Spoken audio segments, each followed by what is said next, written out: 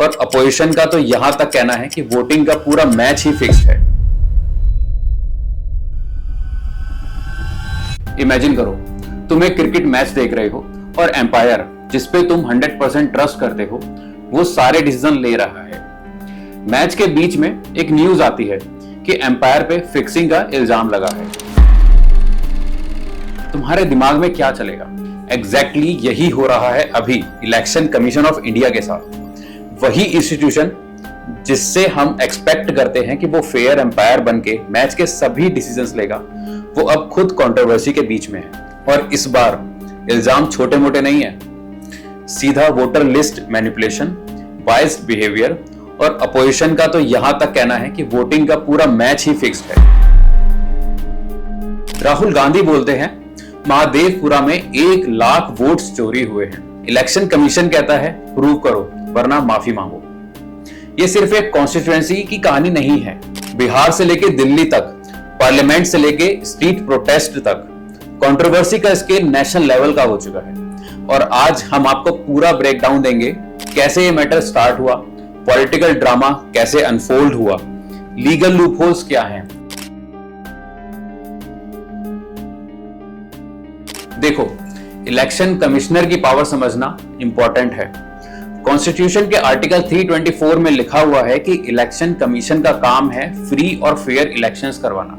ये एक तरह का रेफरी है जो रूल्स बनाता भी है और रूल्स अप्लाई भी करता है, और फाइनल डिसीजंस भी इलेक्शन कमिश्नर का ही रहता है।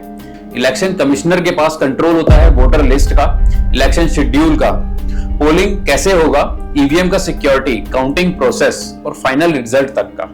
मतलब अगर इलेक्शन कमिश्नर इंपार्शियल हो तो सिस्टम काम करेगा, लेकिन अगर इंपार्शियलिटी पे डाउट हो जाए तो पूरा सिस्टम हिल सकता है।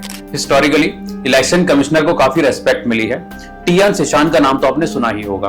उन्होंने 90s में इलेक्शन कमीशन को एक पावरफुल और फियरलेस इंस्टीट्यूशन बनाया, लेकिन आज का सिनेरियो कुछ अलग है।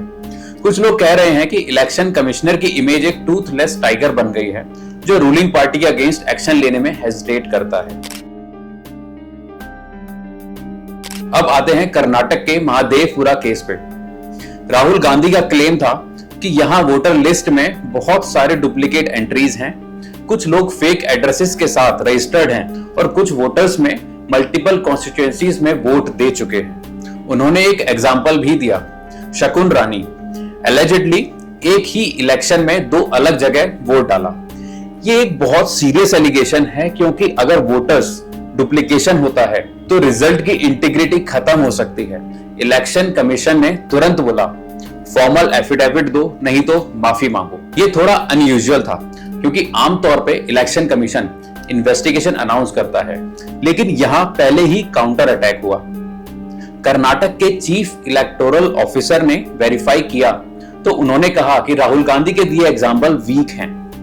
यहां एड्रेसेस वैलिड हैं, यहां डुप्लीकेशन का एविडेंस नहीं मिला है। अब अपोजिशन का कहना है कि वेरिफिकेशन का प्रोसेस मिस्टीरियस था, मीडिया और पब्लिक को इन्वॉल्व नहीं किया गया और डेटा ट्रांसपेरेंसी मिसिंग थी। अब दूसरा बड़ा धमाका बिहार में हुआ। यहां अपोजिशन स्पेशली CPI-ML, इनका कहना है स्पेशल इंटेंसिव रिवीजन के नाम पे वोटर लिस्ट से लाखों लोग हटा दिए गए, एस्टिमेट 66 लाख। सोचो, एक स्टेट जहां रूरल और मार्जिनलाइज्ड कम्युनिटीज पहले ही वोटर रजिस्ट्रेशन लेने में स्ट्रगल करती हैं, उनका नाम अगर वोटर लिस्ट में से हटा दिया जाएगा तो इलेक्शन के दिन वो अपने बेसिक डेमोक्रेटिक राइट ही लूज कर देंगे। अपोजिशन का कहना है कि ये डेलिब्रेट टारगेटिंग था, कुछ कम्युनिटीज का वोट शेयर कम करने के लिए। इलेक्शन कमीशन का स्टैंस है कि ये रूटीन क्लीन अप था ताकि इन एलिजिबल वोटर्स रिमूव हो जाएं, जैसे डिजीज्ड पर्संस, डुप्लीकेट रिकॉर्ड्स या माइग्रेटेड वोटर्स। लेकिन कंट्रोवर्सी का पॉइंट ये है कि ग्राउंड लेवल वेरिफिकेशन में गलती हो गई या फिर एक डेलिबरेटली स्पीड से प्रोसेस किया गया, वो भी विदाउट प्रॉपर नोटिस। इस वजह से बिहार कंट्रोवर्सी अपोजिशन के लिए एक emotional and political railing point बन गई है। इस सब का क्लाइमैक्स तब हुआ जब अपोजिशन एमपीज ने पार्लियामेंट से ईसी ऑफिस तक मार्च प्लान किया। 300 एमपीज, काफी senior leaders including Rahul Gandhi, parliament से निकल के ईसी के हेडक्वार्टर्स की तरफ चलते हैं, लेकिन दिल्ली पुलिस उनको मिडवे रोक देती है। बैरिकेड्स लग जाते हैं, कुछ एमपीज को डिटेन भी किया जाता है। ये इंसिडेंट न्यूज हेडलाइंस में छा गया क्योंकि अपोजिशन का कहना था कि उनकी आवाज को फिजिकली ब्लॉक किया गया है। तेलंगाना सीएम ने भी ये एक्ट क्रिटिसाइज किया, बोलते हुए कि ये डिसेंट को सप्रेस करने का एक तरीका है। सोशल मीडिया पे भी ये प्रोटेस्ट ट्रेंडिंग रहा। #SaveDemocracy और #ECI resign जैसे हैशटैग्स वायरल हुए। लेकिन रूलिंग पार्टी सपोर्टर्स का कहना है कि ये सिर्फ एक पॉलिटिकल स्टंट है क्योंकि अपोजिशन को ग्राउंड पे डिफीट मिली है। चलो अब थोड़ा सा लीगल एस्पेक्ट समझते हैं। इलेक्शन के बाद अगर आपको लगता है कि इरेगुलरिटीज हुई हैं, तो आपके पास एक शॉर्ट टाइम विंडो होता है जिसमें आप कोर्ट में इलेक्शन पिटीशन फाइल कर सकते हो। लेकिन अब जो एलिगेशंस आए हैं वो डेडलाइन के बाद आए हैं। कॉन्स्टिट्यूशन का आर्टिकल 324 भी ईसी को प्लीनरी पावर देता है।